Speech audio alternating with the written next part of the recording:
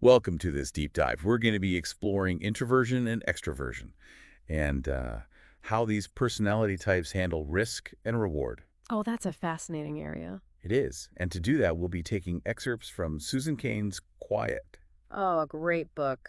Yeah, and specifically chapters 7 and 8, and looking at how these different personalities navigate things like financial markets and even cultural norms. Yeah, and she uses some really compelling examples from Wall Street. She does. I was really drawn to her use of Wall Street as a backdrop to Mm. kind of explore these personality traits in such a high-stakes environment. Oh, absolutely, especially through the lens of the 2008 crisis. Yeah, It exactly. was a really, it was a tough time for a lot of people. Yeah, and she doesn't just point fingers or say, oh, these are the bad guys.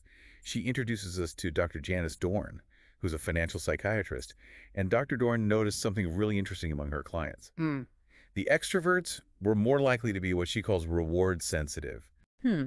And I think, before we go any further, maybe we should dig into that a little bit. This whole reward sensitivity thing. Yeah. What is that all about? Well, reward sensitivity is really rooted in the science of dopamine. Okay. That neurotransmitter that's associated with pleasure and reward. Right. And research shows that extroverts often have a more active dopamine response system.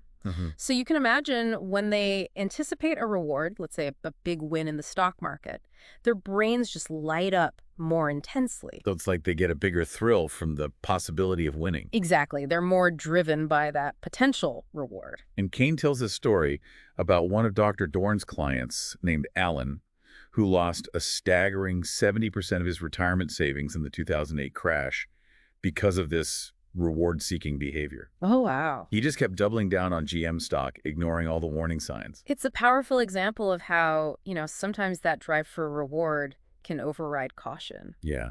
And it makes you wonder, could understanding this dopamine reward connection help us make more informed decisions? Absolutely. I think Alan's story definitely serves as a cautionary tale. Yeah. But it's important to note that reward sensitivity isn't inherently a bad thing. I No. mean, this same drive can fuel incredible innovations, right? Right. Think about entrepreneurs who take risks to launch new ventures. Mm. What's crucial is understanding how this trait influences our decision-making when it comes to risk. I see what you mean. It's not about saying, oh, extroverts are reckless, but recognizing that this is a factor. Exactly. So then where do introverts fit into all of this? Are they just the opposite? Or are they just always playing it safe? It's not so black and white. Okay. Cain highlights some really fascinating research by Joseph Newman, Okay. showing that after making a mistake, introverts actually tend to slow down and analyze, while extroverts are more likely to, kind of speed up and charge ahead. Oh, interesting. And this difference in approach has a big impact on their learning and adaptation. That makes a lot of sense. It's not that one is better than the other, but they approach things differently. Right. And this reminds me of, Warren Buffett. Oh, yeah? A classic example of a successful introvert known for his very cautious and analytical investment style. And he famously predicted the dot-com bubble burst. He did, back when everybody was, swept up in that tech frenzy. Yeah. So that really does highlight how that pause, that reflection, and kind of stepping back can be a huge asset. Absolutely, especially in those situations where things are volatile, rapidly changing. That careful observation, the willingness to question assumptions, I think that's where their soft power lies. Wait, soft power. That's an interesting term. It is. Do you unpack that a little? What does that mean? Sure, soft power, as opposed to hard power, like military force, relies more on persuasion, attraction, and cooperation to exert influence. So think of it as the ability to kind of shape preferences and influence outcomes through appeal rather than coercion. It's about subtle influence. Yes, exactly. Okay. And it's fascinating how these individual differences can then connect to even broader cultural trends. Cain paints this picture of Cupertino, California, Yeah. a town with a large Asian American population of very strong academic culture. Yes. And it seems like this whole extrovert ideal is less dominant there. That's a really interesting observation, and it brings up this fascinating contrast between Eastern and Western cultural values. Research suggests that Asian cultures often prioritize quietude, humility, and group harmony, Right. while Western cultures tend to emphasize individual expression and assertiveness. Yeah, it's like those contrasting proverbs that Cain shares. The Eastern saying the wind howls but the mountain remains still versus the Western, the squeaky wheel gets the grease. Perfect examples. Right. It's like completely different perspectives. Yeah. But how do these cultural differences actually play out in the real world? Well, one area where it becomes very apparent is in the challenges faced by Asian American students. They often have to navigate this tension between their cultural heritage and this extrovert ideal that's so prevalent in Western societies. Cain tells the story of Mike Wei, a Chinese-American student from Cupertino who excelled in his hometown's academic environment. Right. But then he got to Stanford and felt completely out of place. Yeah. It was like he was suddenly in a world that valued a totally different set of social skills. Exactly. And it raises this question. Yeah. How can individuals from cultures that value quietude leverage their unique strengths in a world that seems to reward extroversion? Yeah, that's a great question. And it's something that Cain actually explores through the concept of soft power. She does. And she uses the compelling example of Mahatma Gandhi. Oh, interesting. Yeah. So how does he fit into all of this? Well, Gandhi beautifully exemplifies how quiet persistence and strategic restraint can be such powerful forces for change. And his introverted nature, shaped by his cultural background, really allowed him to lead a movement that ultimately challenged an empire. His story is full of these fascinating anecdotes that really highlight his mastery of soft power. Oh, like what? Well, for instance, when he was excommunicated from his subcaste for traveling to England, he didn't fight back or protest or anything. Oh, wow. He actually just chose to comply, maintain a respectful distance. That seems counterintuitive. Wouldn't you expect him to push back? You would, but you see, this non-resistance actually worked in his favor. Right. Eventually, the subcaste not only accepted him back, but they even ended up supporting his political work. His quiet strength, his willingness to understand their perspective, it disarmed them. That's incredible.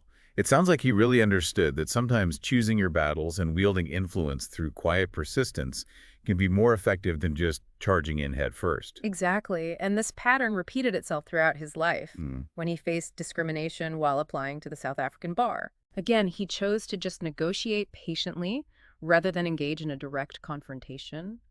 And again, his strategy proved effective. So what can we learn from Gandhi's approach?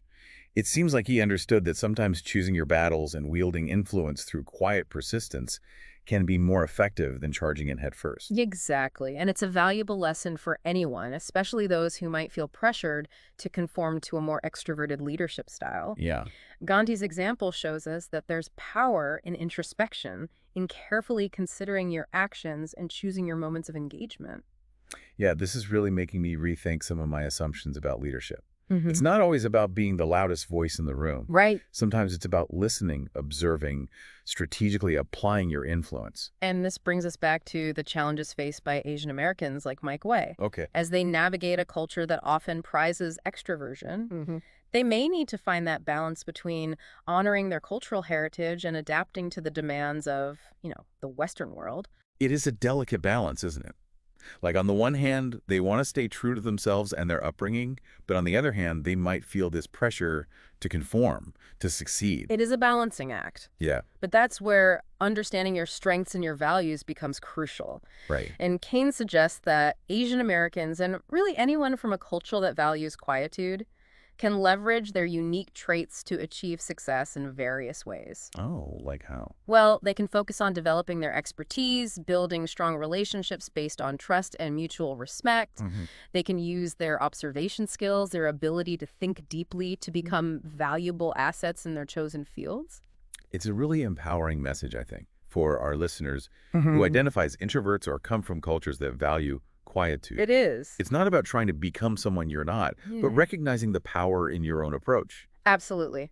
Cain introduces us to Preston Nee, a Taiwanese communications professor who teaches a course called Communication Success for Foreign-Born Professionals. A communications professor advocating for soft power. That seems a little counterintuitive, doesn't it? It does, right?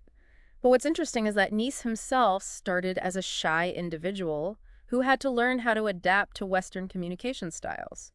So he teaches his students the importance of, projecting confidence and speaking up in order to get ahead in the American workplace. So it's not about rejecting those more extroverted communication styles altogether. Right. But more about equipping people with the tools to navigate a culture that might be different from their own. Precisely. But what's fascinating is that even while teaching these assertive communication techniques, Nees remains a strong believer in the power of what he calls leadership by water. Leadership by water. Okay, I like that. What does that mean?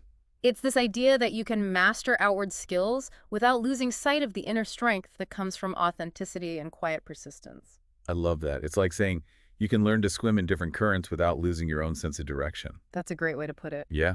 And he uses some really compelling examples talking about clients who've led, employee groups, women's groups, diversity initiatives, Mhm. individuals who rallied people to their cause, not through charisma, but through genuine conviction and quiet determination. Yeah, it really makes you wonder if in our rush to embrace the extrovert ideal, Mm, we've overlooked the power and effectiveness of these quieter approaches. that's a good question. Maybe we need to kind of redefine what it means to be a leader. Yeah. It really makes you think, Mm. maybe we need to kind of rethink our definition of leadership beyond just that stereotypical, loud, charismatic figure. I think so. What I find really interesting is that this isn't just about like individual success either. Right. This whole idea of embracing different approaches, different personality styles, it could have a big impact on how we approach problem solving as a society. That's a key point that Cain emphasizes. Mhm. And she brings up examples from the financial world. Okay. Those investors who were able to kind of see the warning signs that everyone else missed. Right. People like Seth Klarman and Michael Burry, Okay. often described as overly cautious, even paranoid. Right. They were the ones stocking up on supplies while everyone else was riding high. Exactly. But then they ended up being the ones who made a fortune when everything came crashing down. Right. So was that just luck? Or was it something more? It was more than just luck. I think their temperament played a crucial role.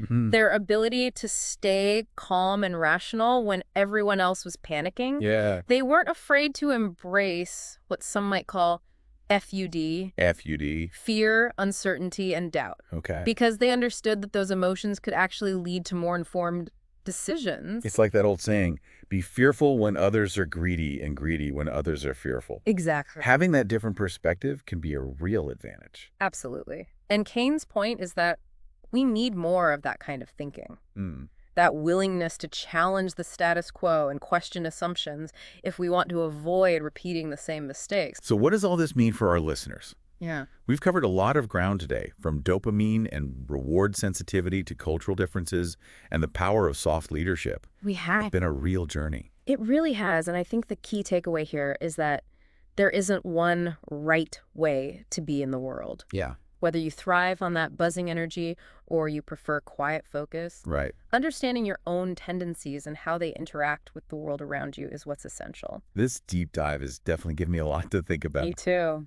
Maybe it's time for all of us to, embrace our inner introvert a little bit, hone those soft power skills, or simply learn to pause before we leap.